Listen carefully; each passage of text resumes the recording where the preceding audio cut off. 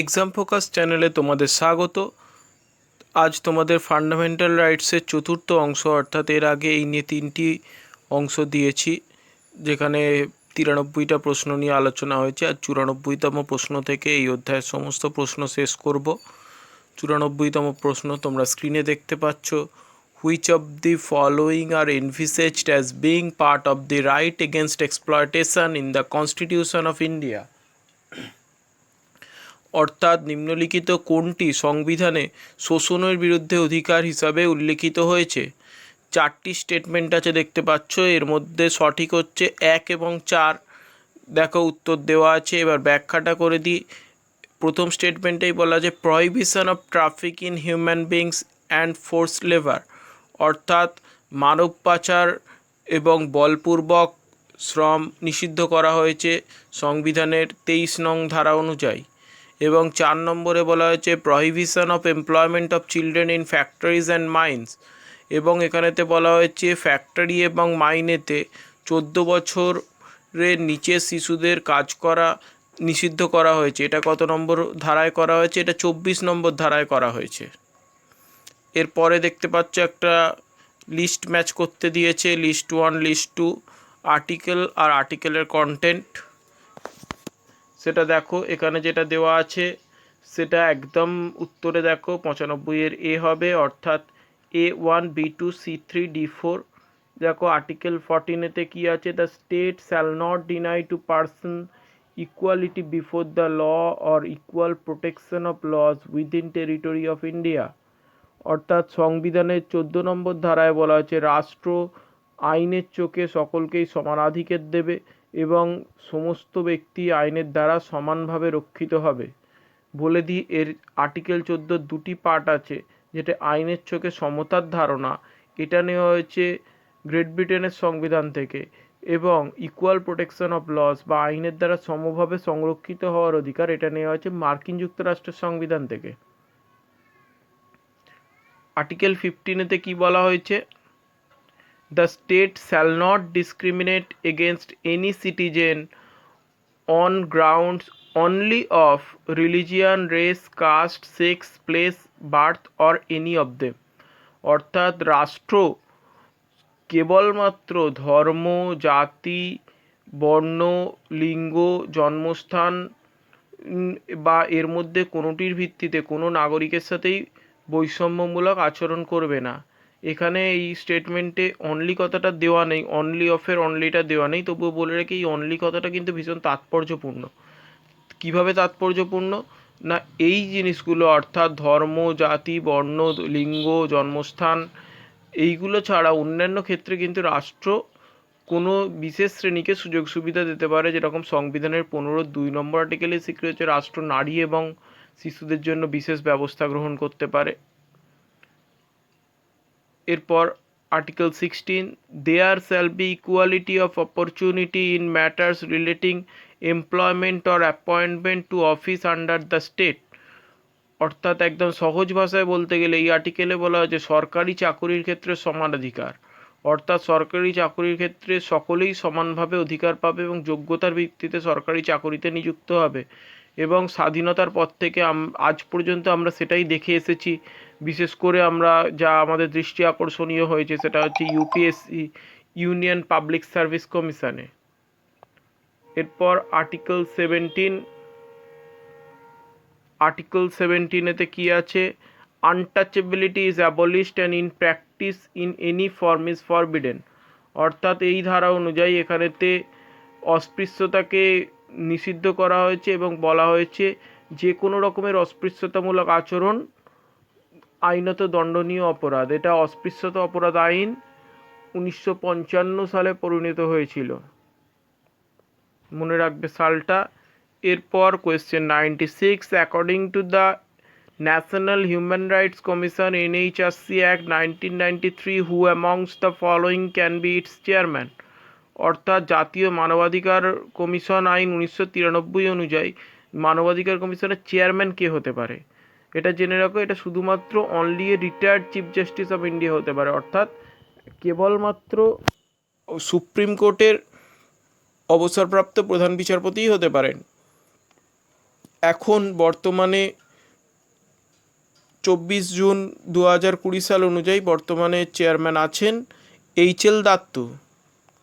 এরপর হচ্ছে national green tribunal act 2020 was enacted in consonance with which of the following provisions of the constitution of India. এখানে দেখো 3টি provision দিয়েছে, 1, 2, 3, এর মধ্যে সঠিক হবে কেবলমাত্র 1। Right two healthy environment constructed as a part of right to life under article 21। National green tribunal যেটা পরিবেশ নিয়ে দেখাশোনা করে এবং সুতরাং তারা বলেছে যে প্রত্যেকটি নাগরিক এবং অনাগরিকের কাছে সুস্থ পরিবেশ গড়ে তোলা তাদের জীবনের অধিকারের আন্ডারেই পড়ছে, যেটা আর্টিকেল 21-এতে বলা হয়েছে। এরপর 98, the writ of mandamus is available for the purpose of, অর্থাৎ ম্যান্ডেমাস রিটটি কোন পারপাসেতে ব্যবহার করা হয়। এখানেতে দেখো এটা 1, 2 এবং 3 তিনটি সঠিকভাবে আছে। এনফোর্সমেন্ট অফ ফান্ডামেন্টাল রাইটস, অর্থাৎ মৌলিক অধিকার বলবৎ করার জন্য। Compelling a court or judicial tribunal to exercise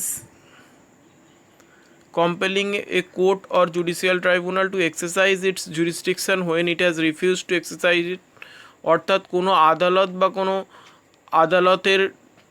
আদালতের মতো প্রতিষ্ঠান যদি তার নিজস্ব কাজ করতে অক্ষম হয় সেটাকে প্রত্যাহার করে দেওয়া, এবং directing a public official or the government not to enforce a law which is unconstitutional, অর্থাৎ যদি কোনো অসাংবিধানিক আইন যেগুলো প্রয়োগ করলে নাগরিকের ক্ষতি হতে পারে সেই ধরনের আইনগুলিকে বলবৎ হতে না দেওয়া, 3টি এর কাজ। এরপর আবার বলছে the writ of prohibition issued by the supreme court or a high court is issued against, অর্থাৎ প্রহিবিশন রিট যেটা আর্টিকেল 32 ওয়াইজ সুপ্রিম কোর্ট এবং আর্টিকেল 226 ওয়াইজ হাইকোর্ট জারি করতে পারে, সেটা কার বিরুদ্ধে জারি করা যায় এই প্রশ্নে যেটা জিজ্ঞাসা করেছে এখানে অনলি ওয়ান হবে, জুডিশিয়াল আর কোয়াসি জুডিশিয়াল অথরিটিস, অর্থাৎ বিচার বিভাগীয় এবং আধা বিচার বিভাগীয় প্রতিষ্ঠান। Next question, which of the following statements are incorrect. এখানে দেখতে পাচ্ছ তোমরা 4টে স্টেটমেন্ট আছে, 1, 2, 3, 4। এর মধ্যে বলছে কোনটা বা কোনগুলি ইনকারেক্ট, 1, 2 এবং 3ই এখানে ইনকারেক্ট। দেখো প্রথম স্টেটমেন্টে কি বলা হয়েছে, the right to private property was removed from the constitution by the 42nd amendment. এই তথ্যটা কি ঠিক আছে? না, তোমরা সকলেই জানো প্রাইভেট প্রপার্টি রিমুভ করা হয়েছে 44th amendment act 1978 wise, 42nd amendment 1976 নয় কিন্তু। এরপর the right to private property which was granted by the original constitution has been made more sacrosanct by 44th amendment act. এখানেতে কী বলেছে, ব্যক্তিগত সম্পত্তির অধিকার যেটা মূল সংবিধানেতে ছিল সেটাকে আরও বেশি অলঙ্ঘনীয় করা হয়েছে 44th অ্যামেন্ডমেন্টের দ্বারা। কিন্তু না, এই রাইট টু প্রাইভেট প্রপার্টিটা 44th অ্যামেন্ডমেন্ট 1978 ওয়াইজ এটাকে রিমুভ করে দেওয়া হয়, যেটা আর ফান্ডামেন্টাল রাইটস নেই, এটা বর্তমানে অর্ডিনারি লিগাল রাইট আছে, সুতরাং এটাও ভুল। Next, the right to property was never a fundamental right under the constitution. বলছে যে সম্পত্তির অধিকার কোনোদিনই মৌলিক অধিকার ছিল না ভারতের সংবিধানে, কিন্তু না, এটাও ভুল, কারণ সংবিধানে মৌলিক অধিকার ছিল একটা সময় যখন সংবিধান প্রবর্তিত হয়। এরপর which of the following statements are incorrect, বলছে কোন স্টেটমেন্টগুলো এখানে ইনকারেক্ট। দেখো 1, 2 এবং 4 সঠিক উত্তর হবে, আগেই বলে দিচ্ছি। প্রথমটা ইনকারেক্ট কি, the fundamental rights of the Indian citizens can not B suspended under any circumstances, অর্থাৎ এখানে বলা হয়েছে মৌলিক অধিকার ভারতীয় নাগরিকদের জন্য যা দেওয়া হয়েছে তা কোনোভাবেই কোনো শর্তেই সেগুলোকে সাসপেন্ড করা যায় না, কিন্তু না, তোমরা জানো জরুরি অবস্থার সময় মৌলিক অধিকারগুলি সাসপেন্ড হয়ে যায়। এবার সেকেন্ড স্টেটমেন্টে কি বলা হয়েছে, the fundamental rights of the Indian citizens can be suspended by the parliament by a 2/3 majority, অর্থাৎ পার্লামেন্টের 2/3 সংখ্যাগরিষ্ঠতা এগুলোকে সাসপেন্ড করা যায়, এটাও সঠিক নয়। এরপর বলা হয়েছে 4 নম্বর, the fundamental rights of the Indian citizens can be suspended by the president during the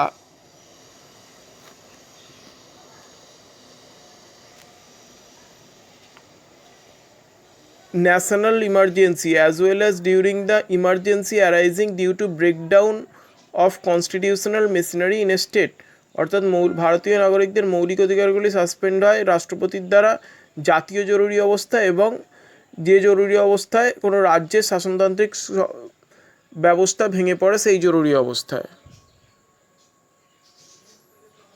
next, which of the following is matched incorrectly, যেটা দেখো আছে article 1B freedom to form association, অর্থাৎ সংঘ গঠনের অধিকার, যেটা 19(1)(b) না 19(1)(c) আর্টিকেলে রয়েছে।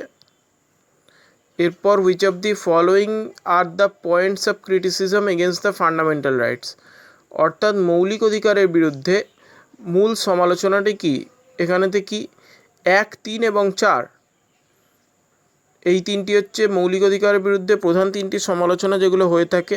The economic and social rights do not find any place in chapter of fundamental rights, অর্থাৎ মৌলিক অধিকারের অধ্যায় যেটা তোমাদের 12 থেকে 35 নং ধারায় রয়েছে তৃতীয় পাঠে, সেখানেতে কি যে এই পার্টেতে কোনো ইকোনমিক আর সোশ্যাল রাইটস নেই, অর্থনৈতিক এবং সামাজিক অধিকার কোনো নেই, সেটা একটা সমালোচনা করা থাকে। আর কি 3 নম্বর, the remedies for the protection of the fundamental rights are very expensive and beyond the capacity of the ordinary citizens, অর্থাৎ কোনো সাধারণ নাগরিকের যদি মৌলিক অধিকার লঙ্ঘিত হয় সেটার জন্য যে খরচ করতে হয় সেই ব্যয় করা সাধারণ নাগরিকের পক্ষে সম্ভব হয় না, সেই জন্য সেটা তাদের আয়ত্তের বাইরে চলে যায়, এই একটা সমালোচনা করা হয় দ্বিতীয়। এবং তৃতীয় কি, the rights are hedged with so many restrictions and limitations that they virtually became ineffective, অর্থাৎ এই মৌলিক অধিকারগুলির এত বেশি রেস্ট্রিকশান অর্থাৎ নিষেধাজ্ঞা আছে, সীমাবদ্ধতা আছে যে সেগুলো প্রায় অকার্যকরী হয়ে যায়। এরপর which of the following are not included in the right two freedom of religion in constitution of India, এখানে 4টে স্টেটমেন্ট আছে, তার মধ্যে বলছে যে ধর্মীয় স্বাধীনতার অধিকারের মধ্যে অন্তর্ভুক্ত কোনগুলো নয়। দেখো এখানে 1-2 মধ্যে আগে এগুলো দেখে নাও। 2 নম্বরটাই নয়, levying of taxes or use of funds of the government for the promotion আর মেনটেন্যান্স অফ এনি রিলিজিয়ান, ধর্মীয় স্বাধীনতার অধিকার 25 থেকে 18 নম্বর ধারা 25 থেকে 28 নম্বর ধারায় রয়েছে, যেখানেতে কিন্তু কোথাওতেই বলা হয়নি যে কোনো ধর্মকে পোষণ করার জন্য রাষ্ট্র নিজের তহবিল থেকে ট্যাক্স দেবে সেই ধর্মের জন্য, এটা ভুল। আর হচ্ছে এরপর দেখো 4 নম্বর যে স্টেটমেন্টটা রয়েছে, অর্থাৎ imparting of religious instruction in any government maintain institutions, অর্থাৎ যে কোনো গভর্নমেন্ট সরকার পরিচালিত শিক্ষা প্রতিষ্ঠানে যে কোনো ধর্মশিক্ষা দেওয়া, ধর্মীয় নির্দেশদান, এটাও কিন্তু নিষেধাজ্ঞা জারি করা হয়েছে, করা যায় না। এরপর which of the following has been inserted by 42nd amendment act, বলছে 42তম সংবিধান সংশোধন আইন অনুযায়ী কোনটিকে যুক্ত করা হয়েছে, protection and improvement of environment and safeguarding of forest and wild life, এটা একটি মৌলিক কর্তব্য যেটা 42nd অ্যামেন্ডমেন্ট অ্যাক্ট অনুযায়ী যুক্ত করা হয়েছে। এটা একটি ডিপিএসপি যেটা 42nd অ্যামেন্ডমেন্ট অ্যাক্ট অনুযায়ী যুক্ত করা হয়েছে, অর্থাৎ রাষ্ট্র পরিচালনার নির্দেশমূলক নীতিসমূহ।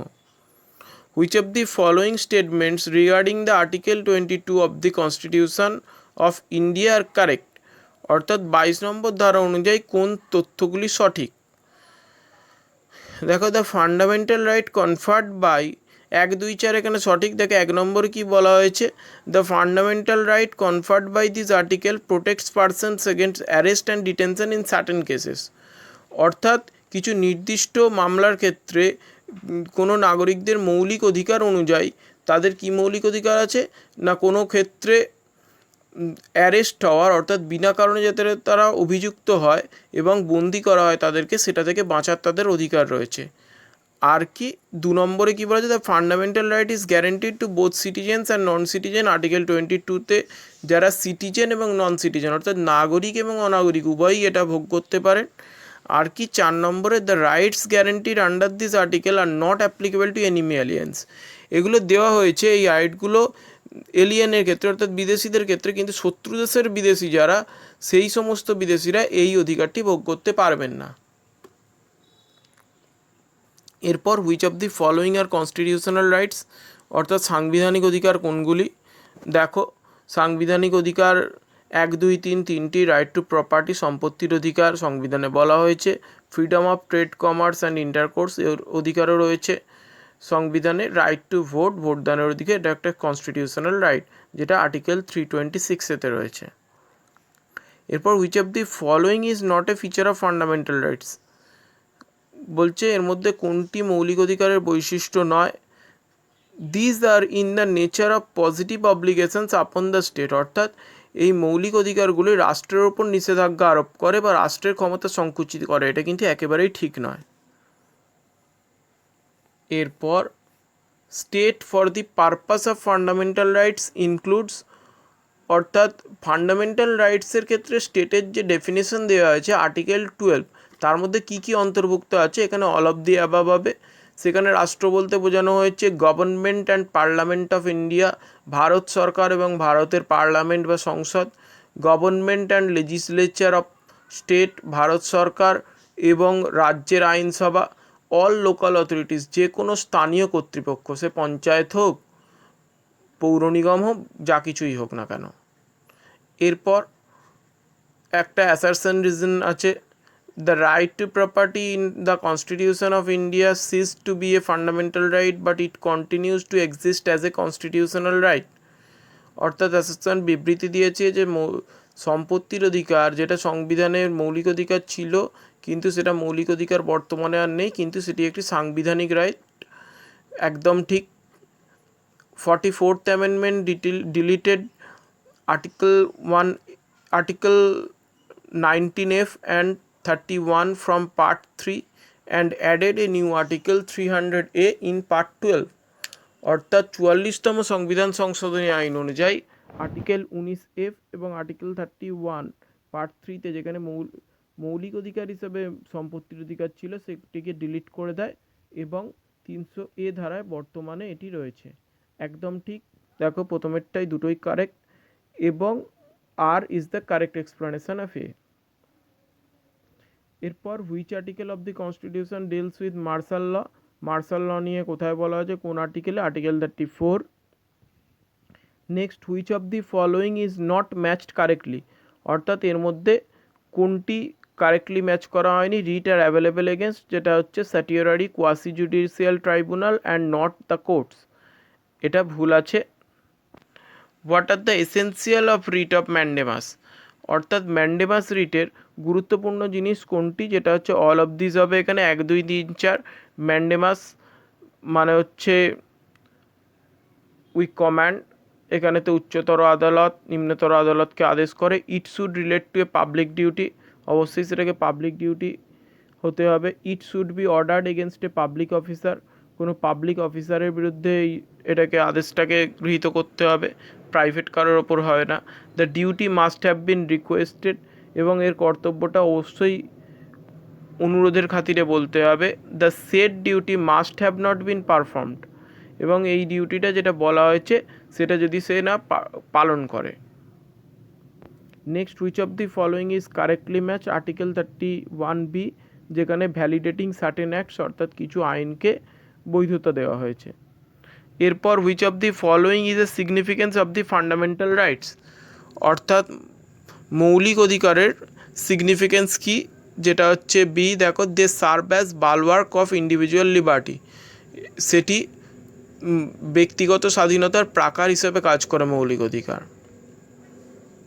Under the constitution of India which one of the following is not a fundamental duty, অর্থাৎ ভারতীয় সংবিধান অনুযায়ী কোনটি মৌলিক কর্তব্য নয়। To vote in public elections, অর্থাৎ জনগণের নির্বাচনে, লোকসভার নির্বাচনই হোক, রাজ্য আইনসভার নির্বাচনই হোক, বিধানসভা নির্বাচন, কোনোতেই ভোটদান করাটা কোনো মৌলিক কর্তব্য নয়।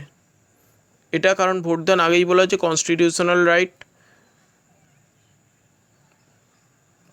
The basic difference between the fundamental rights and directive principles is, হচ্ছে এখানে বলা হয়েছে মৌলিক অধিকার এবং রাষ্ট্র পরিচালনার নির্দেশমূলক নীতিসমূহের মধ্যে মূল পার্থক্য কি। Fundamental rights are justifiable while directive principles are not, অর্থাৎ মৌলিক অধিকার তোমরা সকলেই জানো ভারতের যে কোনো আদালতে বলবৎযোগ্য, কিন্তু ডিরেক্টিভ প্রিন্সিপালসকে ভারতের যে কোনো আদালতে বলবৎ করা চায় না। যদিও মৌলিক কর্তব্যকেও বলবৎ করা যায় না। Which of the following is correct about the right two education, অর্থাৎ রাইট টু এডুকেশান শিক্ষার অধিকার আইন নিয়ে যে তথ্যগুলো দেওয়া হয়েছে সেগুলো কোনগুলো সঠিক? সবকটি সঠিক। অল অফ দি অ্যাবাভ তিনটেই খুব ইম্পর্ট্যান্ট স্টেটমেন্ট, এখান থেকে ভেঙে ভেঙে অনেক প্রশ্ন আসে বিভিন্ন পরীক্ষায়। It is provided in article 21A, অর্থাৎ আর্টিকেল 21A-তে এটা দেওয়া হয়েছে। It is provided by 86th amendment, এটা 86th অ্যামেন্ডমেন্ট অ্যাক্ট 2002 অনুযায়ী এটা অন্তর্ভুক্ত হয়েছে। It is provided for children between 6 to 14 years of age, অর্থাৎ এটা কাদের জন্য অন্তর্ভুক্ত হয়েছে? 6 থেকে 14 বছর বয়সের শিশুদের জন্য। Next question, on which of the following grounds restrictions may not be imposed on right two freedom of religion, অর্থাৎ নিম্নলিখিত কোন ক্ষেত্রে ধর্মীয় স্বাধীনতার ওপর কোনো নিষেধাজ্ঞা আরোপ করা যায় না? এই প্রশ্নটা খুব ইম্পর্টেন্ট। WBCS মেন 2019 এবং 2018 সালে দুটি বছরেই প্রশ্নটা এসেছে, same question. Public order, morality, health, security of state, এখানে উত্তর হবে সিকিউরিটি অফ স্টেট, রাষ্ট্রীয় নিরাপত্তা।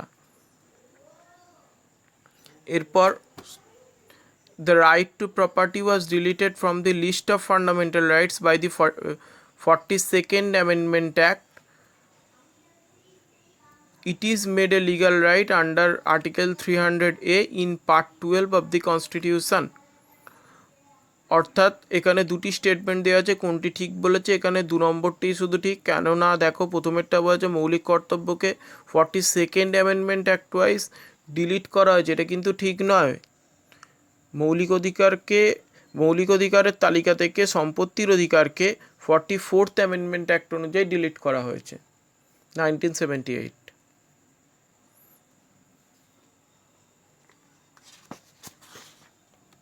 এরপরে দেখো একটা ডিরেকশান টেস্ট আছে, যেটা 121 এবং 122-এ আছে, নেক্সট পেজে দেখবে। ডিরেকশান টেস্ট মানে তোমার বলা হয়েছে স্টেটমেন্ট কনক্লুশন কোনটি ঠিক, কেন ঠিক, এই নিয়ে। নেক্সট পেজে যাচ্ছি, দেখো অ্যাসারশন রিজনিং বলছে যে an accused person can not be compelled to give his thumb impression, অর্থাৎ কোনো অভিযুক্ত ব্যক্তিকে তার বৃদ্ধাঙ্গুলির ছাপ দিতে তাকে বাধ্য করা যাবে না। অ্যাসারশন আর রিজন বলা হচ্ছে an accused person can not be compelled to be a witness against himself, এবং একজন ব্যক্তিকে তার নিজের বিরুদ্ধে সাক্ষ্যদানে বাধ্য করা যাবে না। এই দুটো অ্যাসারশন রিজনিং বলেছে। এর প্রথমটা দেখো উত্তর হবে কি আছে? ডি হবে, অর্থাৎ কি? ডি মানে A is false but R is true, অর্থাৎ এ ফলস ভুল আছে এটা, কিন্তু আরটা ট্রু, আরটা সঠিক, অর্থাৎ তাকে নিজের বিরুদ্ধে সাক্ষ্যদানে সত্যি বাধ্য করা যায় না। এরপরেরটা কি? Habeas corpus writ petition is not limited by the rule of res judicata, res জুডিকাটার দ্বারা এটাকে সীমাবদ্ধ করা যায় না। হেভিয়াস কর্পাস, যেটা বন্দি প্রত্যক্ষীকরণ যে লেখটাকে বলা হয়। It relates to life and liberty of a person, এটি যুক্ত কিসের দ্বারা? ব্যক্তিগত স্বাধীনতার অধিকারের সাথে যুক্ত এটি। এটার কী হবে উত্তর? এ, অর্থাৎ দুটোই সঠিক, এ এবং আর সঠিকভাবে একে এক্সপ্লেন করছে। বুঝতে পারলে? Fundamental rights available against, next question, both state and citizens, অর্থাৎ মৌলিক অধিকারটা কার বিরুদ্ধে প্রয়োগ করা যায়? রাষ্ট্রের বিরুদ্ধে। যেরকম মৌলিক অধিকার রাষ্ট্র লঙ্ঘন করলে তার বিরুদ্ধে আদালতে যাওয়া যায়। কোনো ব্যক্তি, প্রভাবশালী ব্যক্তি, এক্ষেত্রে যদি একজন ব্যক্তির মৌলিক অধিকার লঙ্ঘন করে তাহলে তার বিরুদ্ধে আদালতে যাওয়া যায়। এরপর the constitution of India গ্যারেন্টিজ freedom of thought and expression to all it's citizen subject to, বলছে যে ভারতের সংবিধান অনুযায়ী চিন্তা এবং মত প্রকাশের স্বাধীনতা ভারতের সমস্ত নাগরিককে দেওয়া হয়েছে। সেটা কিসের সাথে যুক্ত? Only one, implementation of FR, মানে এখানে ফান্ডামেন্টাল রাইটস এটা দিয়েছিল ডিরেক্টিভ প্রিন্সিপালস, হবে ফান্ডামেন্টাল রাইটস, কারণ সংবিধানের 19 নং ধারায় যেটা বলা হয়েছে চিন্তা এবং মত প্রকাশের স্বাধীনতা দেওয়া হয়েছে, এটা সেটাই বলা হয়েছে। এরপর the constitution of India গ্যারেন্টিজ the fundamental right of freedom of religion to all it's citizens, অর্থাৎ কি বলছে? ভারতের সংবিধান সমস্ত নাগরিককেই ধর্মীয় স্বাধীনতার অধিকার দিয়েছে। Which among the following is not true of this right, অর্থাৎ ধর্মীয় স্বাধীনতার অধিকারের ক্ষেত্রে কোনটি সঠিক নয়? দেখো ডি সঠিক নয়। The state can not make any law which abrogates this right for citizens. অর্থাৎ রাষ্ট্র এমন কোনো আইন প্রণয়ন করবে না যেটি এই ধর্মীয় স্বাধীনতার অধিকার নাগরিকদের ক্ষুণ্ণ করে। এটি সঠিক নয়। এরকম আইন রাষ্ট্র করতেই পারে যদি প্রয়োজন দেখা দেয়। ধর্মের কারণে যদি রাষ্ট্রের শান্তি বিঘ্নিত হয় তাহলে কিন্তু রাষ্ট্র ধর্মীয় স্বাধীনতার অধিকার ক্ষুণ্ণ করতেই পারে। কারণ রাষ্ট্রের কাছে বা শাসন ব্যবস্থার কাছে আগে রাষ্ট্র পরে ধর্ম। রাষ্ট্রের সাথে ধর্ম কোনোদিনই এক হতে পারে না। Which of the following is correct about the right two freedom of religion? বলছে ধর্মীয় স্বাধীনতার অধিকারের দিক দিয়ে কোনটি বা কোনগুলি না, এখানে শুধু কোনটি আছে, কোনটি সঠিক? ইট covers religious beliefs as well as religious practices.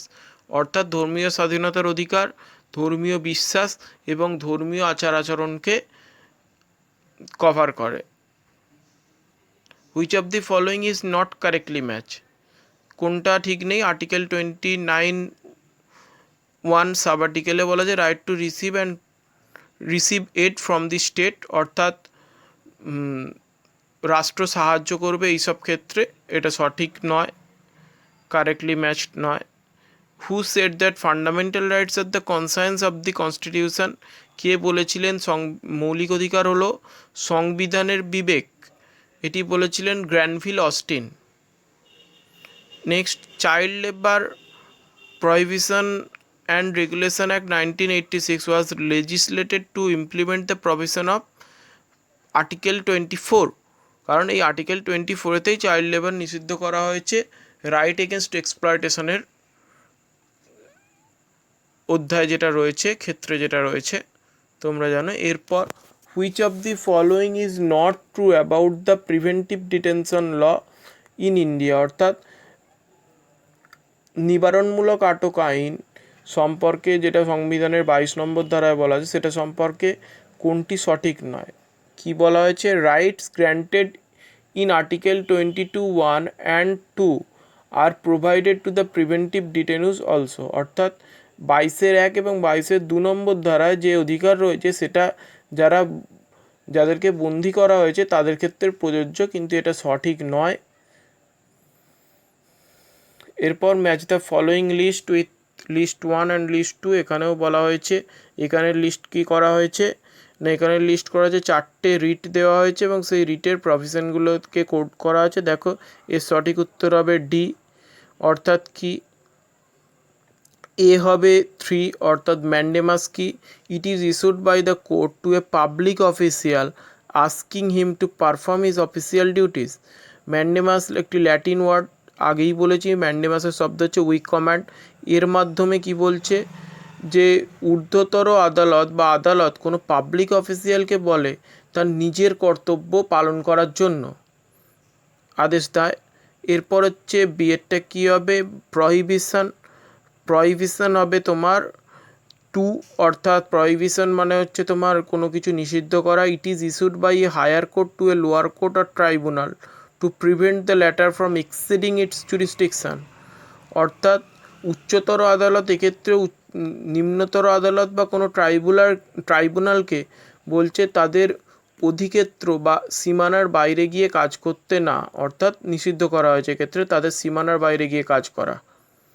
আর কি? সিএরটা হবে 1, স্যাটিউরারি।